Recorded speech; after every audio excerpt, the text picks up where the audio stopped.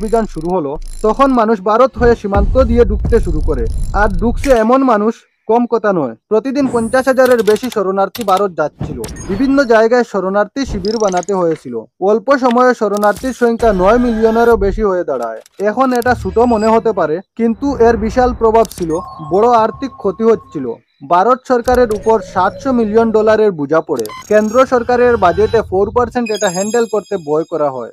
আর যেহেতু সীমান্ত খুব দীর্ঘ, তাই এটা থামানোও কঠিন ছিল। কিন্তু শরণার্থীর সংখ্যা প্রতিনিয়ত বেড়ে যাচ্ছিল, এবং তারা এত দ্রুত বাড়ছিল যে ভারতের জনসমষ্টিতে পরিবর্তন হবে, অর্থাৎ ডেমোগ্রাফি বদলে যাওয়ার আশঙ্কাও ছিল। এটা মোকাবিলায় ভারত অনেক উপায় নিয়েছিল। বিভিন্ন জায়গায় কথা বলা হয়, এমনকি জাতিসংঘেও, কিন্তু কিছুই কাজ করে না। এবং বিকল্প না থাকায় 1971 সালে এপ্রিল মাসে প্রধানমন্ত্রী ইন্দিরা গান্ধী সেনা, নৌ ও বিমান বাহিনীর চিফদের ডেকে বললেন সামরিক কর্মক্ষেপ নিতে। এখন যখন এটা 3জন প্রধানের কাছে উপস্থিত হলো, তারা প্রত্যাখ্যান করলো, বলল সময় লাগবে এই যুদ্ধ জেতাতে। তারা বলল আমরা এই যুদ্ধ ডিসেম্বরে করব, এপ্রিলের বদলে, তবেই নিশ্চিত বিজয় হবে আর ক্ষতি কম হবে। এসব আলোচনার পরই ইন্দিরা গান্ধী প্রস্তারিত সময় দিলেন।